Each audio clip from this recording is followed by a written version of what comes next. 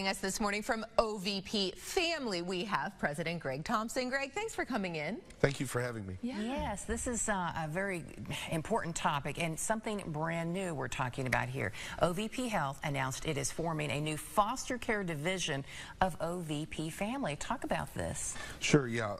We're thrilled to announce this. Again, OVP Health has been a leader in the healthcare space in our tri-state and all of Appalachia for well over 20 years.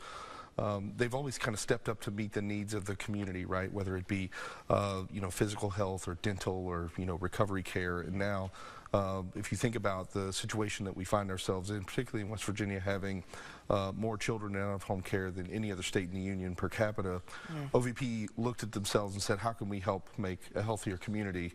We need to get in the foster care space. Right. And now so, you're doing it. Yeah, so it's been several months. We've kind of been quietly working to get licensure in West Virginia, and we're still working to get licensure in Kentucky and Ohio. Those will come soon hereafter, but very excited to help foster children. Oh, yeah, talk a little bit about, so you're offering the services for foster care and adoption.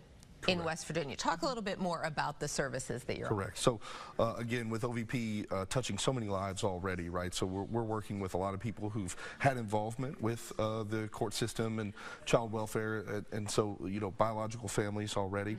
And now we're licensed to provide foster care in West Virginia. And so for us, we want to find permanency for children in care. And so that may be reunification with some of the families that we already work with to provide their health care, but also could be adoption for the families who want to foster and then build their families as well. Right.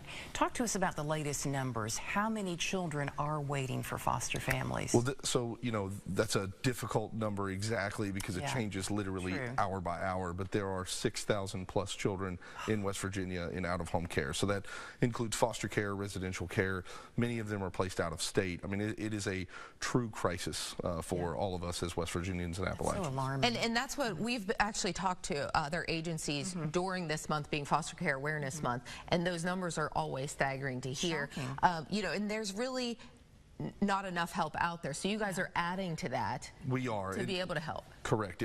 So we're adding to the foster care networks, right? But we're doing things a little bit differently in that traditional foster care networks provide foster care and then they kind of outsource the physical health and the mental health and other things, and we're going to be able to do that all in-house. So OVP's got 6 different offices just in West Virginia for outpatient that provide physical health, mental health. We've got a dental office here in Huntington, so we're going to be able to provide kind of unfettered access and kind of a Disney fast pass to health care to the children who come in from abused and neglected situations, so that we can wrap around them with true wraparound care and ultimate health care. So it sounds like you're going to be able to help them even faster. Much faster. Get the help they need. And this will be a benefit to our foster families, right, who often find difficulty in, they get a new child in their home and it's, it's chaotic and exciting, but, they've got to schedule appointments and do all kinds of things. We'll be able to cut through a lot of the difficulties that they face and make sure that fostering is easier for them.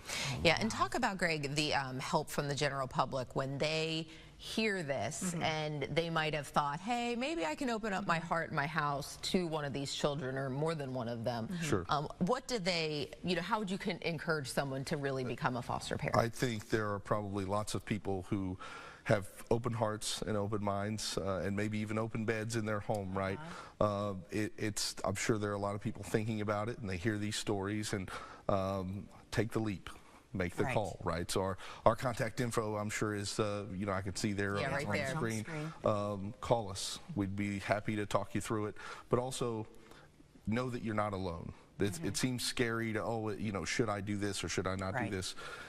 You'll have a team of people from mental health, physical health, and social services around you 24 hours a day. We'll literally be here.